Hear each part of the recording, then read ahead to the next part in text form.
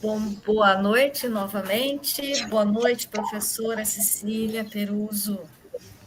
É Boa uma noite. honra, é uma honra mediar a sua mesa, né? Confesso que até dá um friozinho na minha barriga. É o mesmo que eu senti lá em 2010, o momento em que você participou da minha banca de mestrado lá na Uniso, 2010. Eu tenho muita gratidão pelo seu trabalho, viu? Que eu tenho acompanhado todos esses anos. Hoje, inclusive, você é a referência de muitos dos meus orientandos. Eu sou professora hoje lá na Uniso, né? Então, muito obrigada, professora. Obrigada por ter aceitado o nosso trabalho e estar aqui compartilhando do seu conhecimento com a gente. Viu? Eu que agradeço o convite, é uma alegria estar com vocês.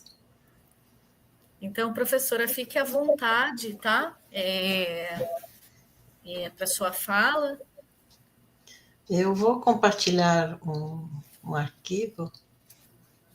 Eu não sei se eu coloco em compartilhar tela ou compartilhar slide PDF. Você pode Eu acho mandar que para mim a também. tela, a gente pode fazer um teste.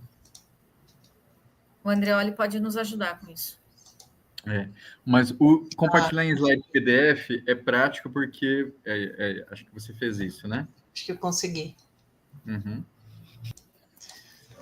Então, muito obrigada pelo convite, né? Em nome do Só coloca professor. em tela cheia para a gente poder enxergar direitinho. Aí eu já não sei. Provavelmente Tá dando para ver, F5. não tá? A tecla F5. Tá. Acho que tá dando para ver. Não. Bom. Tenta clicar ali em apresentação. Tá no meio da sua tela.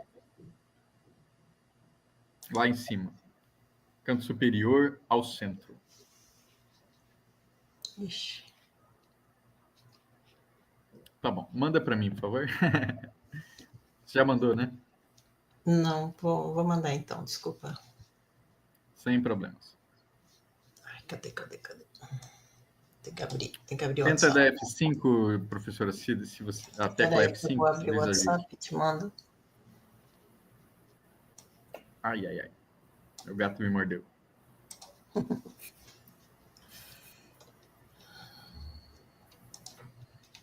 Bom, vocês que estão aí nos acompanhando, obrigado pelas palmas, né? Professora Cecília Perusa, saudada aqui por Guilherme Fernandes. Muito bem-vinda à FOCCOM, é verdade. A professora Cecília sempre presente também, né? Já publicou na RIF, a Revista Internacional de Comunicação, participa com frequência de bancas dos nossos membros, como Tiffany bem lembrou, né? Então é realmente muito importante para a gente a manutenção desse laço e que o professor gentilmente aceitou estar conosco novamente, dessa vez desse contexto, né? Um pouquinho mais bagunçada do que o normal, mas que deu certo. Eu abri aqui o arquivo, Então, enquanto você abre ali, eu vou começar, né, agradecendo muito esse convite ao Andrioli e a toda a comissão organizadora, e parabenizar, né, pela realização da conferência. É uma alegria participar desse momento, a honra é minha de estar com vocês. Muito obrigada pelas gentis palavras e parabenizar pela vida longa da rede FOCCOM, né, que está realizando a sua 22ª conferência. Me lembro do início, né, quando se criou a rede por incentivo do saudoso professor José Marques de Mello. Eu estava chegando a metodista, acompanhei bastante esse percurso, né, da rede, paralelamente aos meus estudos, né, de comunicação popular e comunitária, de modo que essas coisas sempre se cruzam, né? Então, também agradeço pelas falas, né, da Tiffany e do Andreoli, muito ricas as falas, certamente tem conexão, né, com o que a gente vai estar abordando aqui. e dentro das especificidades, é claro, né? Então, eu vou falar para vocês a partir desses 5 tópicos, tentando entrelaçar um pouquinho essas questões, né, com o tema central do evento. Pode passar, por favor? Começando, então, pela comunicação popular, né, no mosaico dos sentidos do popular. Claro que quando a gente fala em comunicação popular, nós estamos nos referindo à comunicação do povo, né? Mas quando a gente pergunta o que é povo, podemos encontrar respostas distintas. Podemos estar falando do conjunto da população, podemos estar falando das classes populares, ou seja, das classes subalternizadas, ou ainda podemos estar falando dos segmentos que preservam e cultivam as históricas identidades e tradições. Então, também povo é um conceito um pouco complicado, né, para a gente usar. Da mesma forma, o adjetivo popular, que deriva da palavra povo, mas também não tem um significado único. Principalmente no nível do senso comum, popular é entendido como algo simples, barato, né, que tem muita adesão, que tem adesão das pessoas mais pobres, enfim, algo relacionado às classes mais baixas, ou aquilo que tem grande aceitação, ou aquilo que ganha grande projeção, por exemplo, os artistas populares, hoje em dia, alguns influencers, né? Então, a gente costuma se chamá-los de popular, né? Mas na América Latina, o adjetivo popular assume outras características.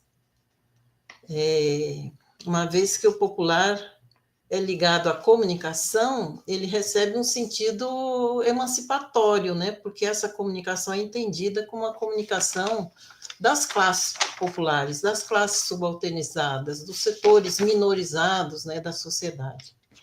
Então, é um pouco esse universo que, né, passa pelo popular. Mas, do ponto de vista teórico, o popular remete a um tipo de relação na sociedade, né? E ele é empregado para tratar de uma historicidade específica, de acordo com o objeto em questão. Então, popular não é sempre o mesmo fenômeno, né? Esses conceitos acho que ajudam a gente a entender o porquê no campo da comunicação a gente pode falar do popular de modo distinto, não é?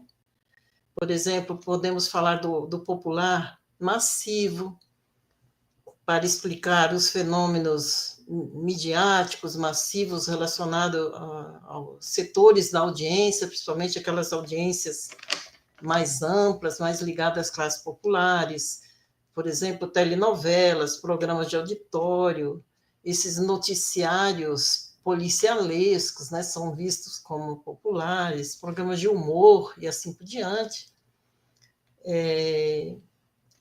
Mas o popular também tem uma outra linha, né, que seria o popular folclórico, quando tratamos dos fenômenos ligados às tradições e às identidades culturais originárias de um povo, né, que tem relação com o folclore, né, e o popular alternativo, que se refere à comunicação, então, das classes subalternas ou das classes populares no contexto dos movimentos sociais e nas lutas por direitos.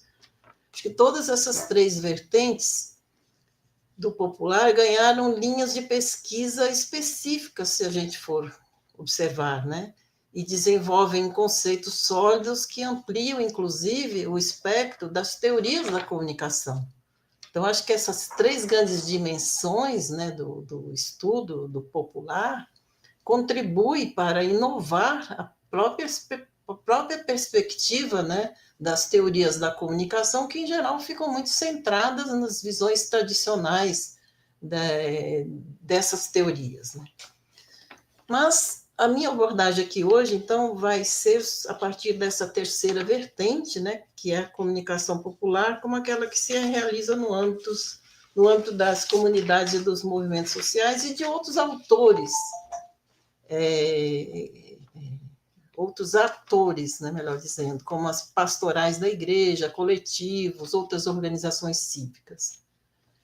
E quando eu falo em comunicação popular, eu estou falando também em termos de uma categoria teórica, né, mais abrangente, que também pode ser denominada de comunicação popular, comunitária e alternativa, né, como uma comunicação de resistência, né, e por isso ela também tem recebido outros nomes específicos, né, conforme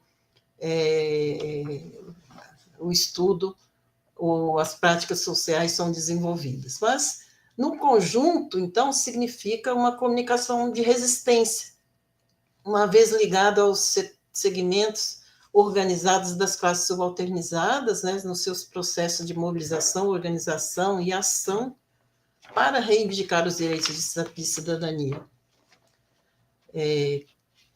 Acho que pode passar, Andreoli, já... Não, volta um pouquinho, por favor. Eu que me confundi aqui. Ainda nessa tela,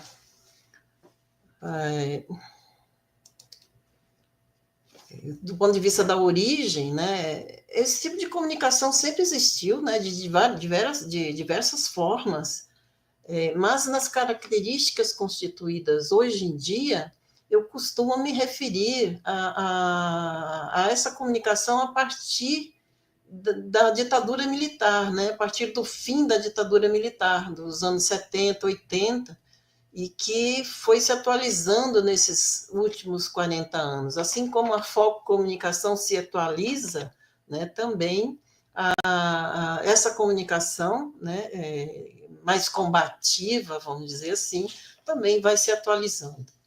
A fundamentação dela é basicamente dentro de uma visão humanística, né, que tem muito a ver com Paulo Freire, né, e a visão progressista dos setores da sociedade, como na época, né, a Igreja Católica, desde a SEBS, Teologia da Libertação, pastorais como a Pastoral da Terra, a Pastoral Operária. E, em termos de meios de expressão, utiliza basicamente os meios simples, às vezes artesanais, né, como o jornalzinho, o alto-falante, o rádio, mas que hoje, né, perpassa a web, né, TV web, canais e perfis na internet, uso de aplicativos e assim por diante, mas são aqueles meios próprios de comunicação, né? Quando os meios de comunicação não dão conta, né, da necessidade de comunicar desses setores minorizados, né, eles vão criando os seus próprios meios, formas e modos de comunicação para satisfazer justamente as suas necessidades de comunicação. Por isso é uma linguagem do público, uma linguagem que tem a ver com cada realidade, é altamente participativa, né, porque é uma comunicação que é desenvolvida no contexto das lutas sociais, então não é uma comunicação que acontece por si mesma, né, mas ela tem esse vínculo profundo com as lutas sociais, e é, ao mesmo tempo, o coletivo, né? Nessa participação é que aparece o coletivo é que é o grande eixo, né, de mobilização dessa comunicação. E que passa, então, pela educação popular. Não se pode pensar a comunicação popular comunitária alternativa como aquela que vai educar pelos conteúdos difundidos, né? Que às vezes se tem muito essa tendência de achar, né, que é por meio do conteúdo difundido que você vai transformar, mudar a cabeça das pessoas. Mas não. É um tipo de comunicação que educa também pelo fazer comunicação, né? Por isso que ela é altamente participativa e por isso também é que ela se dá no contexto das mobilizações mais amplas, né? Trata-se realmente da educação para a cidadania, que envolve tanto a educação informal como a não formal. Significa realmente que nesses processos as pessoas vão desenvolvendo consciência dos seus direitos e com isso vai ajudando no processo de desenvolvimento da sua intelectualidade, do seu processo cognitivo, ou seja, realmente o desenvolvimento do conhecimento. E essa ligação com as lutas mais amplas, como eu estava falando, é justamente as lutas encabeçadas, então, pelos movimentos sociais, pelos coletivos de vários tipos, por exemplo, os grupos de mulheres, grupos de jovens, associações em bairros periféricos, os pequenos agricultores, o movimento negro, o movimento dos atingidos por barragens contra crimes e desastres ambientais. E nesse sentido, então, essas lutas sociais, né, protagonizadas por esses atores coletivos, são específicos da sociedade civil e sem fins lucrativos, isso é importante a gente dizer, e são lutas motivadas, então, por problemas e causas, né, atuais, mas muitos desses problemas e causas também têm origem no passado, como, por exemplo, no racismo, no nepotismo político, na discriminação de mulheres, assim por diante. Com isso, eu entro, então, na segunda tela, pode passar, vestígios do passado no presente. Me parece óbvio afirmar que o que estamos vivenciando hoje, né, tem raízes no passado, mas retomar o passado é uma boa razão para se entender o presente. Vejo que há 25 anos comemoramos os 500 anos da colonização, né? Inclusive com protestos, né? Bastante impedidos, né? Quem se lembra na época, mas sem deixar de ter também os protestos pelo processo de colonização acontecido. Dessa colonização, nós herdamos alguns valores, né, que perduram até hoje.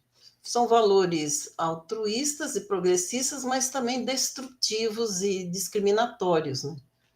Dessa história, por exemplo, herdamos 4 pilares que ainda estão presentes: o patrimonialismo, patriarcalismo, racismo e a ancestralidade.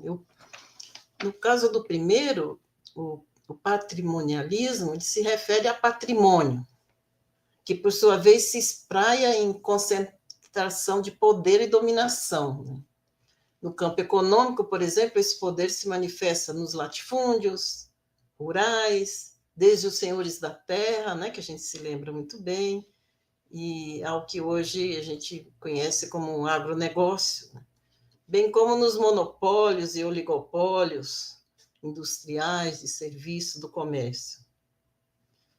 E temos também o contraponto, né? Por exemplo, o MST, Movimento dos Trabalhadores Rurais Sem Terra, trabalhadores que lutam por reforma agrária, né? Ou o Movimento Quilombola, que luta pelo direito de marcação de suas terras, né? O último censo demonstrou que a população quilombola é de 1.300.000, né? E a população está em 5.568 municípios, então é algo realmente muito presente, né? E esse patrimonialismo na política aparece desde o coronelismo até os dias atuais na sociedade brasileira, né? E aí se convive com o nepotismo, o conchavo, o apadrinhamento, que são características, né, do patrimonialismo. O conchavo, por exemplo, aparece na aprovação de leis, né, para o favorecimento de setores que têm um lobby mais forte, né? Acho que nós recentemente assistimos, né, a reação da sociedade, né, a esse tipo de ação forte, né, no âmbito, né, da política. Também se manifesta na tentativa de beneficiar com anistia os golpistas, ou seja, né, nesse âmbito, se confunde o interesse privado com o interesse público. E o patriarcalismo, como todos sabemos, né, diz respeito à estrutura social baseada na dominação, da pretensa superioridade masculina, em especial do homem branco e hétero. E nesse contexto, então, os valores, né, alimentam a desigualdade, tanto no nível familiar quanto na economia, na política. A hierarquia baseada no gênero, por exemplo, afeta a divisão do trabalho, afeta as normas sociais. Os homens recebem maiores salários até hoje, né, e ocupam cargos mais elevados do que as mulheres nas empresas. Na família, por anos, o homem foi considerado cabeça do casal, apesar da mulher ocupar de forma crescente postos no mercado de trabalho. Ele sempre foi poupado dos afazeres domésticos, né? E tudo isso justificado pela falácia de que a mulher é frágil, pode ser propriedade do outro, é menos inteligente. Enfim, é o machismo, né, impregnado nessas concepções e que gera violência doméstica e violência em todas as outras esferas, que culmina com o abuso sexual e o feminicídio. Então, essas coisas não acontecem por acaso, né? A ideia de superioridade do homem hétero também leva à discriminação de pessoas LGBTQIA+, né, que alimenta preconceitos e intolerância. Mas também eu sempre gosto de mostrar o outro lado, né? Há resistência, né? Por exemplo, o movimento por direitos de pessoas LGBTs, os grupos de mulheres que existem tanto no contexto de lutas históricas, né, dos movimentos feministas, como também aqueles grupos que se articulam em lutas mais amplas, mostrando, né, além de sinais de resistência ao patriarcalismo, né, também outras lutas que envolvem hoje, né, tanto a mulher como outros setores da sociedade. E o racismo, né, que é outro componente que herdamos do período colonial, pois a ideia de superioridade do homem branco e cisgênero também se estabelece na visão de superioridade europeia com os demais povos. Quem estuda a decolonialidade hoje, né, Tiffany, resgata justamente todo esse processo em que a superioridade, né, dos colonizadores foi se impondo, né, discriminando as etnias e tudo mais, né? Mas, então, essa superioridade, por exemplo, se fez marcante, né, em relação aos africanos, o que justificou, inclusive, a escravidão, né, durante mais de 3 séculos, de 1530 a 1888. Escravidão que ainda se manifesta hoje, né, em várias situações de identificação de trabalho análogo ao trabalho escravo. E tudo isso, apesar dos avanços nos códigos legais, né, sobre igualdade, e que torna o racismo crime, né? Aliás, essa conquista, né, da lei, né, que torna o racismo crime, é uma conquista de décadas de lutas, né, do movimento negro, mas, infelizmente, ele continua a ser reproduzido por pessoas, setores da sociedade e estruturas, né, institucionais. Haja vista os altos índices de mortes, né, de pessoas negras, né, morte violenta de pessoas negras, como mostra o Atlas da Violência. Inclusive, violência por parte do Estado, por meio das polícias, né, como certamente nesse grande confronto do Rio de Janeiro, né, se forem feitas estatísticas, possivelmente essa questão vai aparecer. E também esse racismo ainda aparece, por exemplo, no impedimento de efetivação de pessoas negras em universidades, né? Às vezes, apesar de vitoriosas em concursos públicos, estamos agora no momento de uma denúncia aqui da Universidade de São Paulo, né? Que na FEFELESH, né? Que teve um caso desse. Enfim. Mas o racismo também se manifesta, né, no lugar de morar, na divisão do trabalho, no acesso à educação superior, no dia a dia da sala de aula, nos supermercados, nas ruas, na verdade. No fundo, todas essas dimensões, né, do racismo também estão interconectadas com a questão de classe, com a questão patrimonial, raça, gênero, né? E que vão se acomodando nas culturas, mas como a gente percebe também, não sem resistências, né? Hoje, por exemplo, os movimentos negros estão articulados na Frente Negra Brasileira, no Movimento Negro Unificado, né? E muitos movimentos específicos, né? Nas periferias Brasil afora. E o quarto pilar, a ancestralidade, é constituído por valores como o respeito à natureza, o sentido de comum, né, que mesmo após anos de tentativa de apagamento seguem vivos, né, e hoje se tornam sinais de esperança, como a gente vai ver mais adiante. Antes, vou situar um pouquinho outros aspectos da base da sociedade, né, sobre as quais esses movimentos se move, né, a partir de como, então, essa sociedade que tem todos esses elementos complicadíssimos, né, na sua constituição, são elementos, então, fincados, pode passar, num modelo de desenvolvimento, né. Então, a sociedade está, né, sentada, vamos dizer, né, sobre um modelo de desenvolvimento que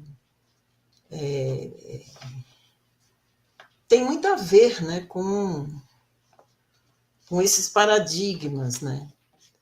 E esse tipo de sociedade que a gente vive, né, é voltada para a ideia de desenvolvimento. Que significa o quê? Né? Significa sair do atraso, da decadência ou do dito subdesenvolvimento. Também herdado da Europa, né? Baseado numa proposta de modernização que se daria pela difusão de inovações já consolidadas nos países centrais. Por exemplo, chega aqui com muita força a ideia do uso de produtos químicos para as lavouras, isso lá, né, ganhou grande impulso no regime militar, com Roberto Campos, maquinários, além de todo o processo de industrialização. Esse processo é conhecido como desenvolvimentismo, em que os países periféricos deveriam seguir os passos dos países industrializados se quisessem se desenvolver. Esse modelo de desenvolvimento é alicerçado no modo de produção capitalista, baseado na ideia de progresso, e progresso é entendido como crescimento econômico e avanço tecnológico, em cujo eixo central estão o extrativismo, a apropriação, o produtivismo, o consumismo. Contudo, apesar da força, né, desse modelo de desenvolvimento, ele hoje em dia também está em jogo, né? Ele está na berlinda, e isso há algumas décadas, porque ele é o causador do estado de contradições e atual das crises, como as relacionadas à pobreza, às desigualdades, à violência, às doenças, como a Covid-19, né? A destruição dos ecossistemas, as mudanças climáticas, tantas crises, tantas contradições, né, que estão colocando em risco a vida, né, do planeta. Então, esse tipo de desenvolvimento está sendo chamado de antropoceno, que é a concepção de sociedade que considera os humanos como superiores aos demais seres, separados e acima da natureza. Uma premissa falsa, mas que justifica a apropriação de seus recursos, né, de forma como se fossem infinitos. O que mais interessa, então, dentro dessa concepção de sociedade é satisfazer os interesses das pessoas e empresas por riqueza, pelo consumo, pelo lucro sem medida, acumulação de bens, expansão do capital, né? Então, esse mundo do consumismo que nós vivemos hoje, né, está relacionado com todos esses aspectos aqui. Então, as contradições dessa proposta de desenvolvimento ocidental se espalhou pelo mundo, né? E essas contradições, então, não tardaram a aparecer, né, nas crises, como já mencionadas, mas na raiz dessas contradições está a engrenagem do sistema, né? Como mostra o Celso Furtado, né, um crítico, né, do desenvolvimentismo, desde os anos 70, que ele vai falar que, ao contrário de gerar desenvolvimento, essa proposta acabou causando o subdesenvolvimento das nações periféricas, né, uma vez que foi baseado na apropriação das riquezas e acabou gerando a dependência econômica e política das nações a esses países centrais. E os meios de comunicação participaram, né, e participam da difusão de ideias favoráveis ao dito progresso, ao desenvolvimento, né, e assim por diante. Mas os crescentes problemas decorrentes desse modelo de desenvolvimento também motivam a busca de soluções, né? No nível teórico, então, há décadas são debatidas alternativas a esse modelo. Surgem propostas como do ecodesenvolvimento, desenvolvimento local, desenvolvimento humano, desenvolvimento participativo, desenvolvimento sustentável, né, entre outras. Mas, na prática, essas e outras propostas discutidas em dezenas de conferências setoriais e mundiais não avançam muito para o nível das práticas, né? São elaborados documentos importantes, né? Quem não se lembra da ECO 92, né? Agora estamos diante da COP 30, a ser realizada nos próximos dias em Belém.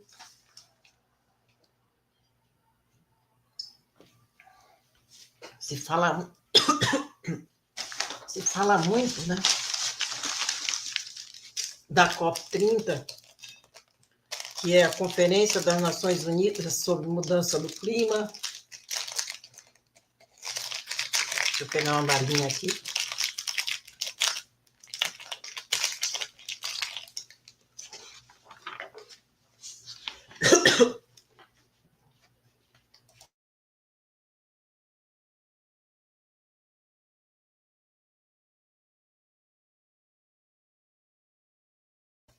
Mas vejam bem, se estamos na COP 30, é porque outras 29 já aconteceram. Mas, na prática, os avanços e acordos são tímidos, porque não se mexe com a ideia do crescimento. Enfim, a COP e outras conferências temáticas convocadas pela ONU, né, como a Conferência Global dos Povos, sobre mudança climática, a própria Cúpula da Terra, né, que foi a ECO 92, discutem alternativas, fazem propostas de políticas públicas, registram importantes documentos, né, Carta da Terra, por exemplo, Agenda 21, hoje a Agenda 2030, né, que contém os Objetivos do Desenvolvimento Sustentável. Enfim, são propostas ações e metas para acabar com a pobreza e proteger o meio ambiente. É super importante, né? Porque vai realmente pressupõe o debate, pressupõe também a elaboração de propostas. Mas dentro de tudo isso, a proposta de desenvolvimento que foi que mais repercutiu, como vocês sabem, é a do desenvolvimento sustentável, né, que surge em 1980, ou melhor, na década de 80, mais precisamente em 1987, como resultados do trabalho de uma comissão denominada Comissão Mundial sobre Desenvolvimento e Meio Ambiente das Nações Unidas. O documento resultante desse trabalho, que foi destinado justamente a orientar empresas e governos, né, em torno das políticas para resolver os grandes problemas da pobreza e da destruição dos ecossistemas, fala, entre outros aspectos, da necessidade de combinar entre as estratégias de desenvolvimento e práticas ambientais, de modo que o crescimento econômico no presente não prejudique as aspirações e necessidades das gerações futuras. Essa proposta é bem bacana, né? Inspira a formulação de leis, políticas públicas e práticas, das pequenas práticas, né, pessoais às institucionais, relacionadas, por exemplo, ao meio ambiente, que passam pela reciclagem, né, que a gente vive tanto hoje em dia, pela redução do consumo energético, pelas energias renováveis, replantio das florestas, economia circular, que são iniciativas, né, que vão equalizando, mas o grande problema está justamente em não se atacar a ideia do desenvolvimento, do progresso, né? Isso está no fundo de tudo isso que faz com que as coisas não mudam muito. Mas, no nível macro, né, os problemas continuam aumentando, então, como demonstram as doenças, as enchentes, inundações, ondas de calor e de frio, né, que abalam diferentes partes do mundo. E tudo isso, com tudo isso, então, a gente chega às mudanças climáticas, né, que remetem a problemas para os quais a ciência aponta soluções há muitos anos, né, mas na prática não há grandes avanços, porque a lógica que move os negócios continua sendo de produzir, extrair recursos na natureza, progredir, consumir. Ou seja, o desenvolvimentismo, né, no eixo de tudo isso. Como o desenvolvimento não atinge a todos, né, portanto, gerando mais desigualdades e abusos, tanto nas relações sociais quanto da natureza, daí a resistência, então, social, por meio de denúncias, reivindicações. E, nesse sentido, hoje se fala, por exemplo, que não basta falar em sustentabilidade, mas sim em sustentabilidade justa, né? Como apontou o 14º Mutirão da Comunicação, que aconteceu agora em Manaus, recentemente. Então, hoje em dia, a questão não é só o ambientalismo, é a vida. O que está em questão são as condições de existência, né? Também dos empobrecidos, que mais sofre com as consequências das mudanças climáticas, enchentes e ondas de calor.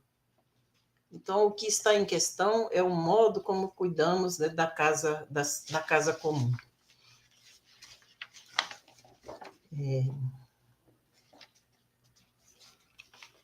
Com isso, a gente chega na questão da justiça, né?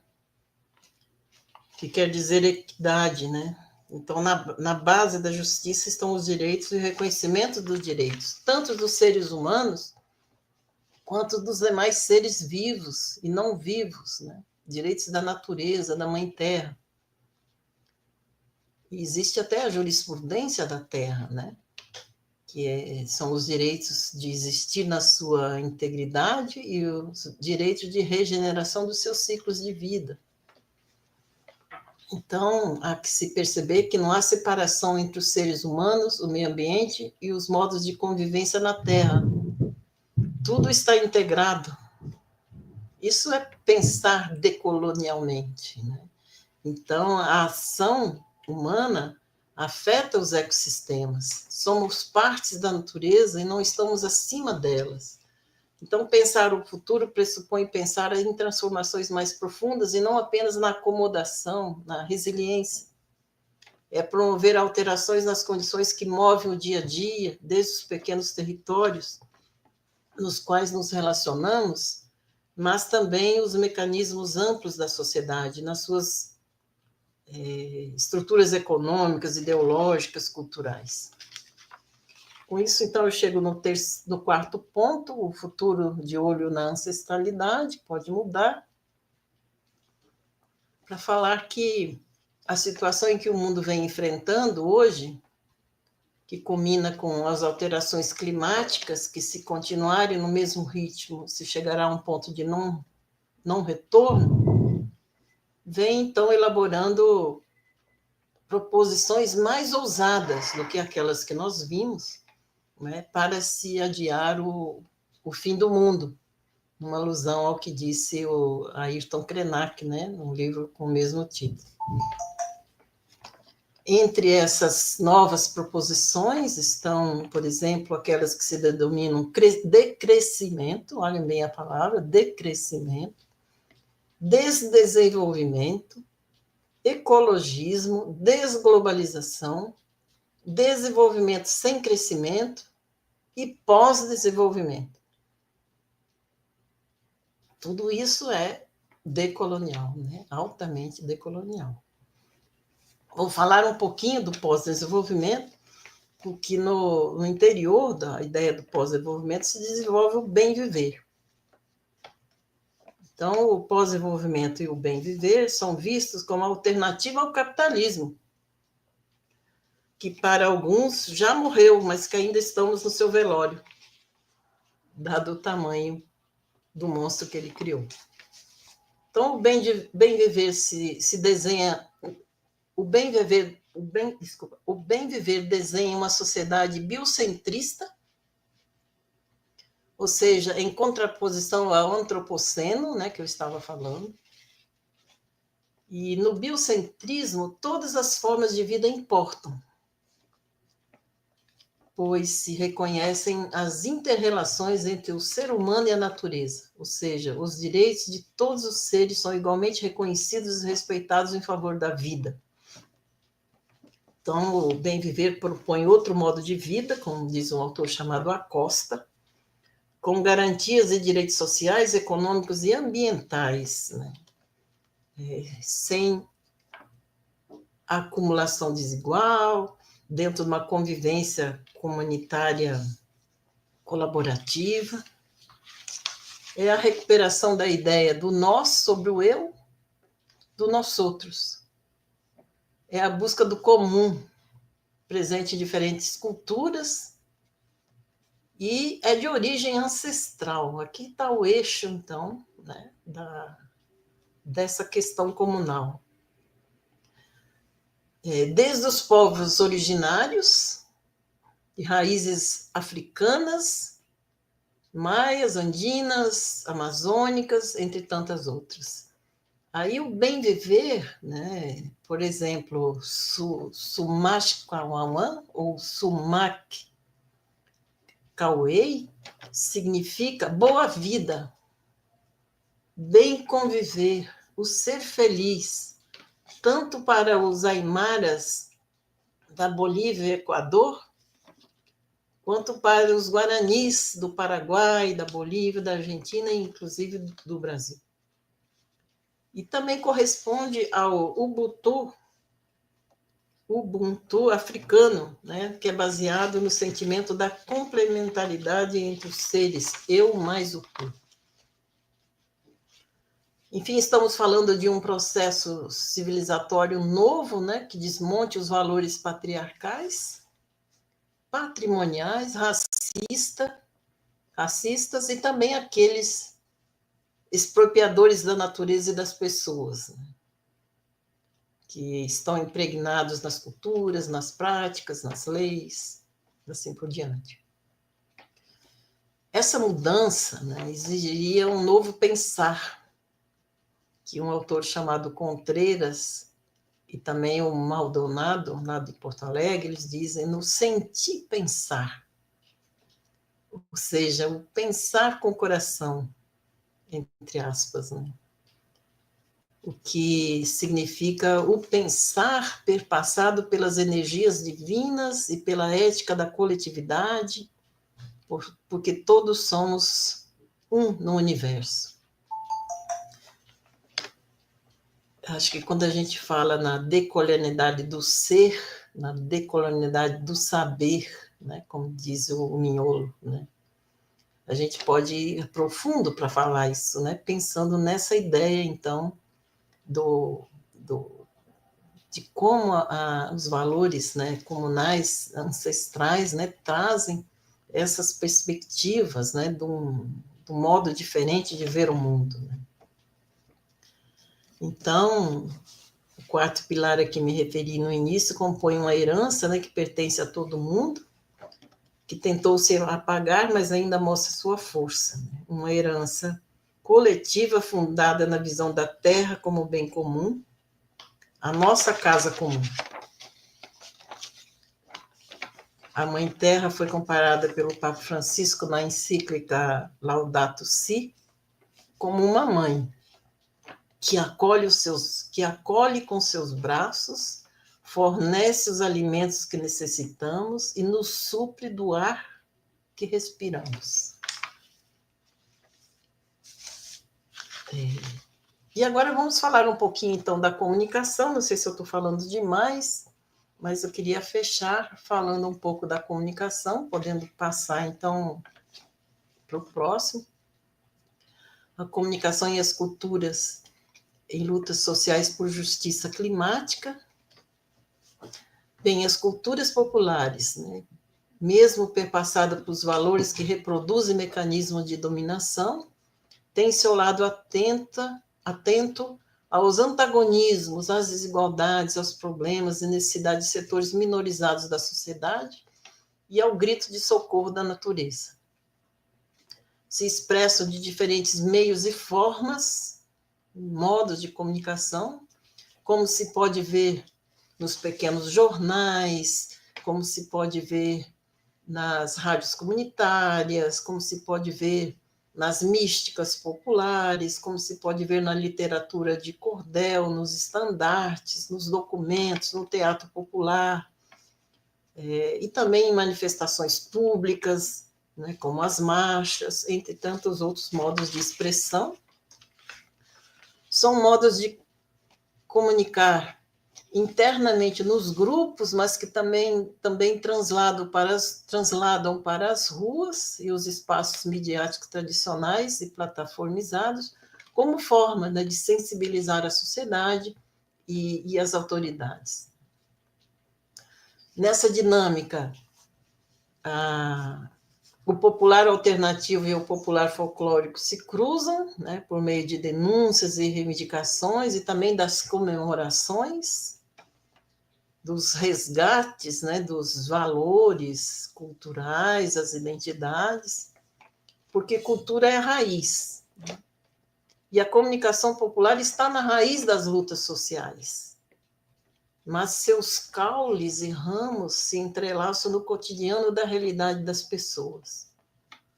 Daí esse processo de organização, de mobilização e de ação, né, para transformar a realidade. E a grande questão do momento são as mudanças climáticas. E esse problema não passa despercebido das classes populares. Então, entre as centenas de organizações, movimentos societários por mudança, eu vou falar um pouquinho, então, da luta das mulheres,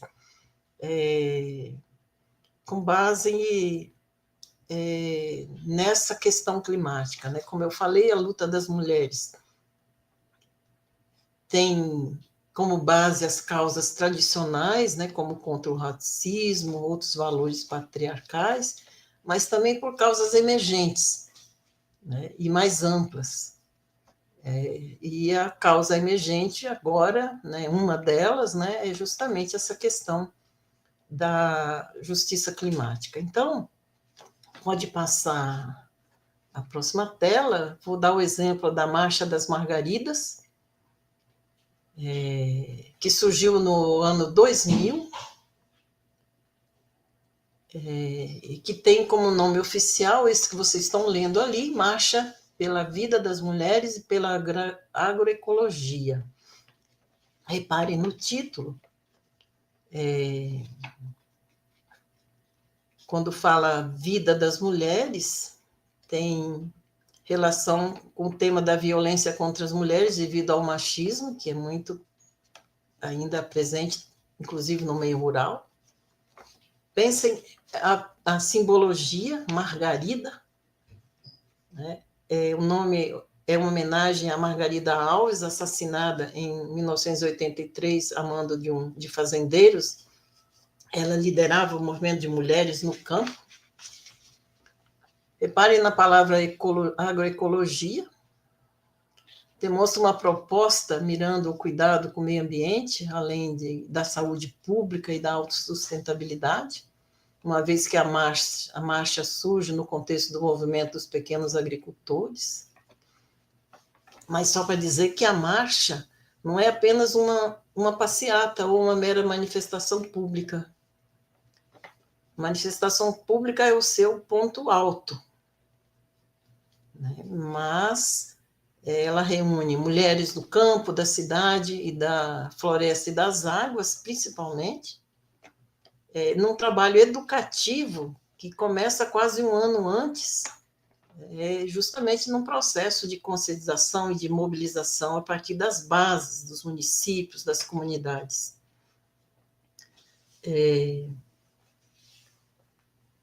A marcha de 2019 reuniu 100 mil pessoas em Brasília, foi um marco assim, fantástico. Tem muitos documentos, né, sobre essa marcha, e ela acontece de 4 em 4 anos em nível nacional, mas em nível estadual ou regional acontece mais vezes. Mostra o slide seguinte, por favor. O exemplo desse processo de organização, isso aqui é da Marcha das Margaridas da Paraíba, né?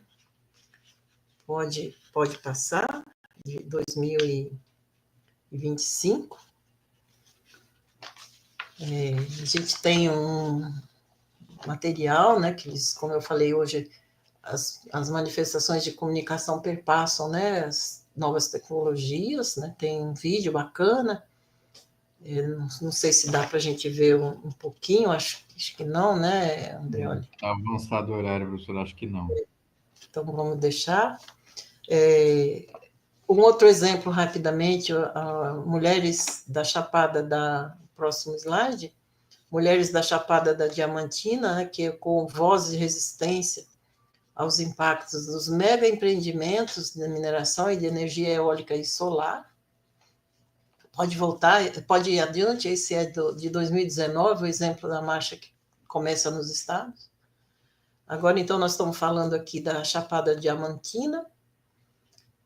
Teve um encontro de mulheres esse ano, gente, em março, denominado Mulheres em Movimento, que discutiu a energia na Chapada, né, e as suas consequências, né? Discutiu muito também os problemas da mineração, identificados como violência sexual devido aos canteiros de obras, né, diminuição da produção de alimentos, degradação das terras a partir da extração do minério de ferro, né, que vai alterando o ecossistema. Mas um grande problema que está hoje muito candente é a questão das eólicas, né? Ao mesmo tempo em que as eólicas trazem benefícios no processo de transição energética renovável é algo que está causando grandes contradições, já que as empresas não respeitam os preceitos da justiça climática. Então, as eólicas, por exemplo, produzem soluções, mas estão gerando consequências negativas ao meio ambiente. Afetam a biodiversidade, o desmatamento de áreas de florestas nativas, morte de aves pela colisão, as pás. A poluição sonora hoje é muito reclamada, né, pelas populações onde essas eólicas estão instaladas, né, devido aos ruídos, né, que afetam a saúde humana e dos animais. E, no fundo, as benesses geradas, né, não ficam, né, nos territórios. Né? Tudo está voltado ao lucro. Né? E as mulheres são as principais vítimas. Enquanto os homens migram, né, elas vivem as consequências, porque permanecem nos locais, cuidando do território, das famílias, assim por diante. Enfim, é uma solução de energia renovável, né, trazendo outros problemas, ainda que pouco visibilizados. Mas, olha, no Nordeste, aconteceu em maio deste ano, surgiu um movimento novo, chamado Movimento dos Atingidos pelas Renováveis, o MAR. E realizaram o primeiro encontro, em maio deste ano, em Lagoa Seca, na Paraíba. Qual foi o tema? Em defesa de um modelo energético justo e popular. Então, o quê? Uma tentativa de interferir, né, para criar uma nova política pública. O movimento se mostra como, não é contrário às energias renováveis, né, não é contrário às eólicas, mas o lema é renovável sim, mas não assim. Então, mostrando, né, todo o processo de mobilização, de conscientização, devido a uma vivência que as populações estão tendo, né, com essas experiências. E entre os problemas causados, muitos eu já mencionei antes, tem mais um, que é a violação da Convenção da OIT, que garante, da Organização Internacional do Trabalho, né, que garante a necessidade de consulta livre, prévia e informada às comunidades, né, para a implantação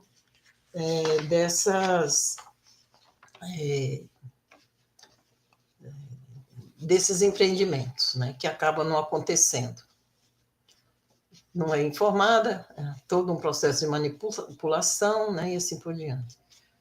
Vou terminando, então, para dizer que a comunicação popular, comunitária e alternativa, né, se interconecta nas lutas, através dela se informa, denuncia, sensibiliza, né, ela ajuda a desenvolvimento do conhecimento, ajuda a mudar os hábitos, difundir novas visões, e essa comunicação, então, se concretiza na criação de canais próprios, artesanais ou mediados por tecnologias. Mas essa comunicação também se dá cara a cara, né, na comunicação interpessoal, grupal, às vezes facilitada pelas redes de aplicativos, tipo WhatsApp.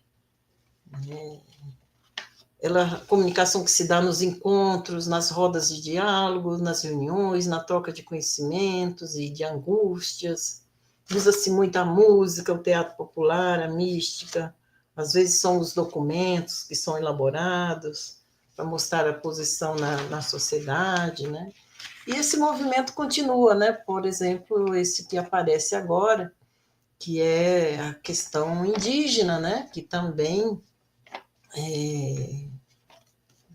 está, né, no meio de tudo isso. Por exemplo, o encontro de mulheres indígenas do Cerrado aconteceu agora em setembro, né? Junto com o encontro dos povos indígenas, que também é uma luta em defesa do bioma cerrado, né? Luta por território, por água, por vida.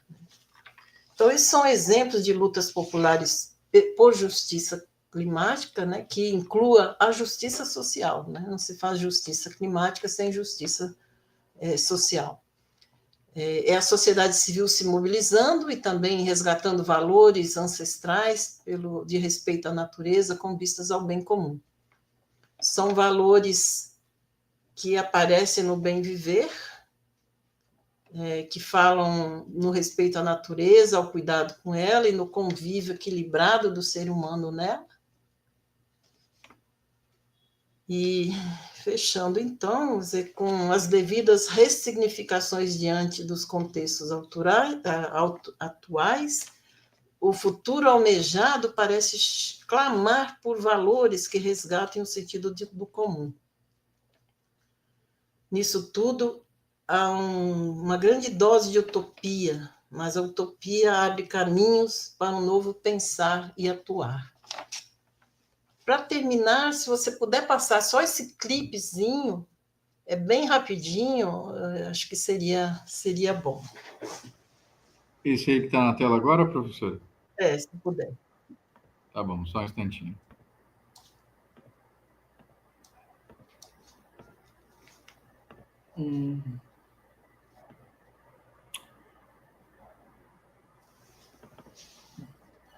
Ah, tá. Eu estava no link errado. Então, repetindo, gente, é utopia, né? Eles vão falar, tudo isso é muito utópico, mas utopia abre caminho, né? Utopia dá ideias, né? Então, quem sabe nos ajuda também a pensar e atuar diferente. Se não der, terminamos aqui, André.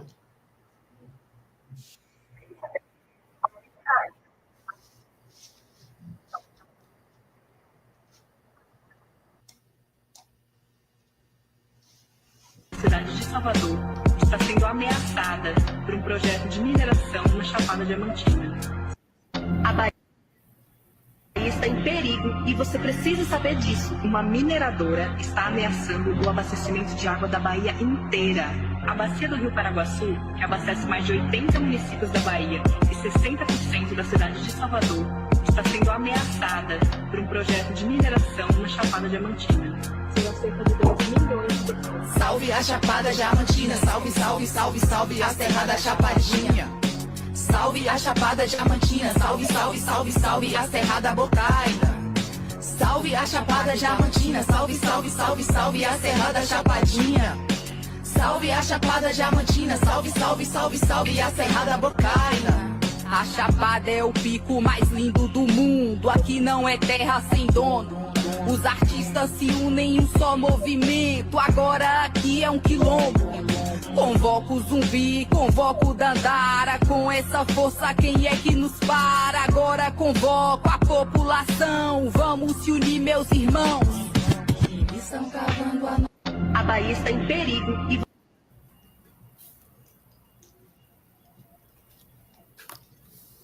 Professora, muito obrigada pela sua fala tão importante para nós. Terminar com uma chave de ouro, que é um rap, coisa que eu venho estudando, que inclusive você foi banca, né? Eu vejo muito conteúdo importante na tua fala.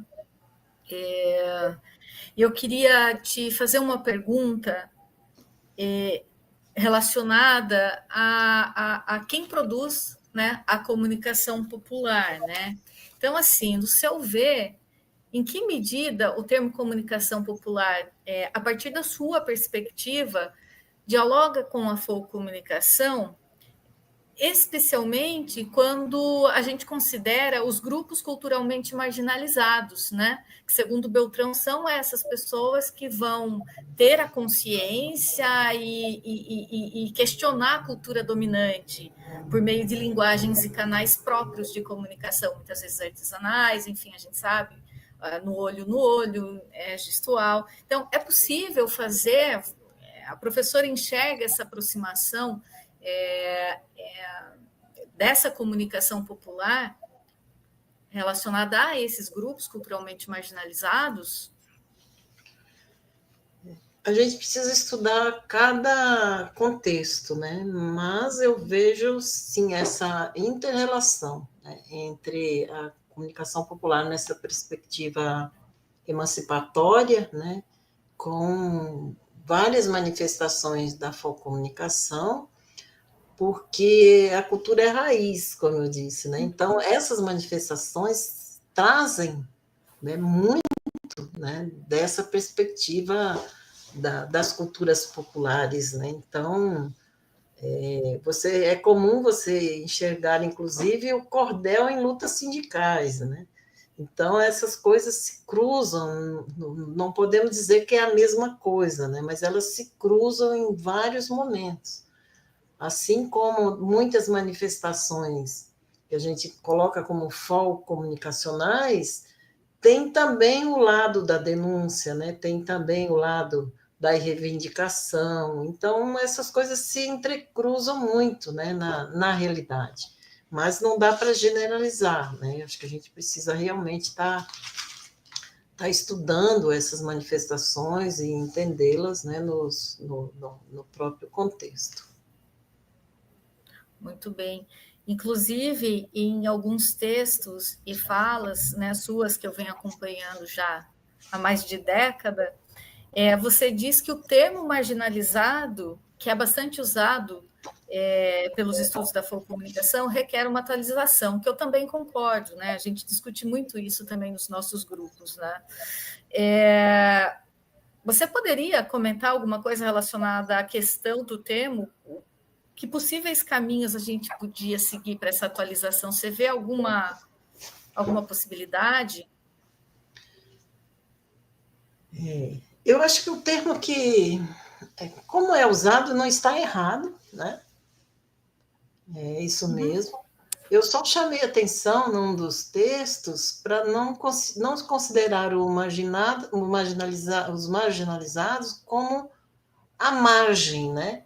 De fato, eles estão dentro dessa sociedade, estão em condições desfavoráveis, né? Mas fazem parte desse jogo, né? Inclusive, o capital precisa dessa população, né? Como mão de obra de reserva, né? Então, era nesse sentido que eu estava tentando chamar a atenção, né? Assim como pensando as favelas hoje em dia, né? A gente não pode ver a favela como algo à parte, elas são parte da sociedade, né? Então, tudo era nesse sentido de ver que também quando a gente também não pode ver esses espaços unicamente também como espaços de revolta, como espaços que brigam pela emancipação. Não, tudo isso é muito contraditório, né? Nesses ambientes há também o enquadramento, né? Então, as culturas populares também têm esse lado do enquadramento numa situação, na reprodução de valores, no querer aquilo que a grande sociedade mostra que tem, né? Então, isso faz parte dessa dinâmica toda. É importante ver também o popular, então, não como esse ar de progressista sempre, né? Não é bem assim. Por isso que quando eu falo na comunicação popular, comunitária e alternativa, eu estou sempre chamando atenção, apesar de não trabalhar muito, estou falando de setores organizados da sociedade civil, né?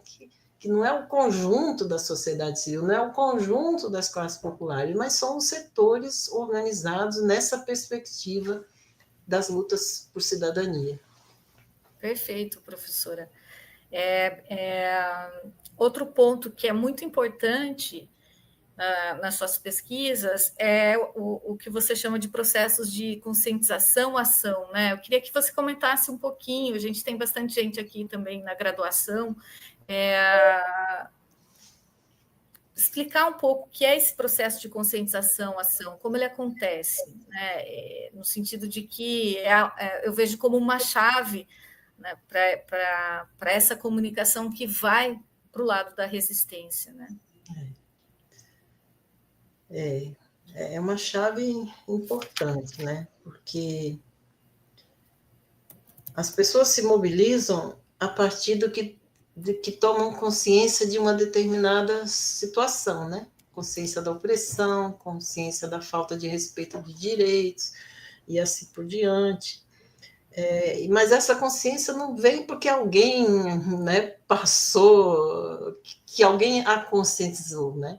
Essa consciência vem também dessa prática, né? Então, é no processo de organização, de participação nas lutas, que a pessoa desenvolve também a sua, a sua consciência, né? O processo desenvolve a consciência e, ao mesmo tempo, age, né? Então, eu vejo essas coisas muito interligadas, né? Consciência, organização, ação, porque é algo que se dá justamente no processo de atuação na sociedade, né? Aí eu recupero um pouco Paulo Freire, né? Que quando fala no diálogo, né? Ele vai falar o diálogo justamente pensar a prática, né? A tal da praxis, né? Relacionar a prática com a reflexão, né? E a partir disso, então, todo o desenvolvimento cognitivo, mas com que intenção? Com a intenção de transformar, né, uma realidade que é opressiva, conseguir direitos e assim por diante. Né? Muito bem. Obrigada, professora. Deixa eu ver se tem aqui que eu estou fora da tela. A professora Cristina Schmidt, ela faz um comentário, não é uma pergunta. Ela diz: a comunicação popular e as expressões de comunicação alinham-se na construção de uma postura voltada para o comum. Nesses processos, temos ressignificações importantes para a descolonização. Sim, que são as práticas decoloniais, né? Temos aqui o Guilherme Fernandes dizendo que para Robert Park a margem está relacionado no âmbito da cultura. Daí sempre há uma cultura dominante e uma marginalizada contra-hegemônica. Acho que ele está se referindo à questão anterior do uso do termo marginalizado, né, que é muito polêmico para nós também. Né? Então, tem também seus sentidos outros, né? Há uma cultura dominante, né? Mas a marginalizada também bebe dessa cultura dominante, né? Por isso que tudo isso acho que é muito dialético, né? Não é uma coisa ou outra, né? Eu acho que essa perspectiva, então, da contra-informação, da contra-hegemonia, né? É fundamental pensar, mas não como instâncias tão separadas. Né? Sim. Deixa eu ver se eu tenho mais questões aqui.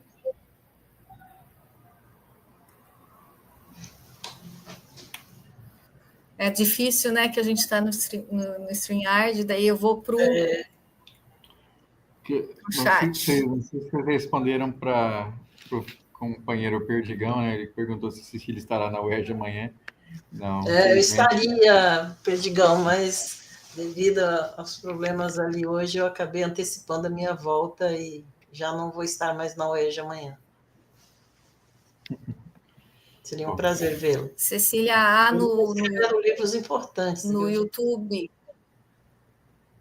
Sim, Perdigão, nosso companheiro aqui. Há também no YouTube várias manifestações de carinho, de agradecimento a ti, viu, Cecília? Obrigada. Vários comentários aqui. Você viu essa do Matheus aqui? Aí tem uma pergunta. Ó. Silvia River, Kuzikang, critica a generalização, homogeneização do termo movimentos sociais e aponta como uma palavra mágica usada pela esquerda marxista e que, tal qual é utilizada, acaba perpetrando certos estigmas coloniais. Como a senhora vê isso aqui no Brasil? Não sei, eu preciso... Estou até com o livro dela aqui. Estou querendo me aprofundar um pouquinho para ver, né? Eu sei que ela é bastante crítica, né? Mas sobre essa questão específica, eu preferiria acho que não daria ainda para ter assim uma análise, sabe? Certeira, vamos dizer, né? Preciso ver melhor em que contexto que ela está falando isso. É justo, é justo. Tiffany, acho que pode ser por aí. Eu acho que é isso, professora. A gente já avançou no nosso tempo, né? São 8h, 20h11. Eu queria mais uma vez agradecer, mesmo diante de tantos percalços, estamos aqui, você está aqui com a gente, fez uma fala muito importante para nós, então queria te agradecer muito, muito mesmo por ter nos presenteado com a sua fala, tá bem? Ah, imagina, obrigada. Eu acabei falando demais, toquei em vários temas, espero que tenha sido compreensível. Eu que agradeço, uma alegria estar com vocês e vou acompanhar à distância na medida do possível, se for transmitido amanhã. Tá bem? Será? Prazer te rever, Tiffany, me lembro lá da sua temática. Sim. E que bom que você está recordando, né, essa passagem ali que tive lá na Unis. Que bom que você está lá hoje em dia também como professora. Maravilha. Obrigada. Eu que agradeço, Cecília, todo o seu percurso, tá? Inclusive, eu tenho uma aluna, ela está aqui assistindo, que é a Ana Salum, ela está estudando o movimento Justiça Climática em Sorocaba, ele tem 1 ano, e você é referência fundamental na dissertação dela. A gente que tem que te agradecer, viu? Toda a contribuição. Obrigada, Andreoli, também. Parabéns por ter segurado as pontas aí nesse dia tão difícil, né, no Rio de Janeiro. Com toda a calma, ele vai adequando e resolvendo tudo que aparece. Fizemos o possível e é isso. Obrigado, professor. Obrigado, Tiffany. Você que nos acompanha, se tiver energia ainda, se tiver à disposição, desce aqui para o Baródromo, que a Ana Paula Miranda já está lá sozinha, está esperando vocês. Então, estou indo para lá daqui a pouco também. Um beijo, abraço, gente. E até amanhã. Obrigada, pessoal. Obrigada, até amanhã. Manifestações de todos.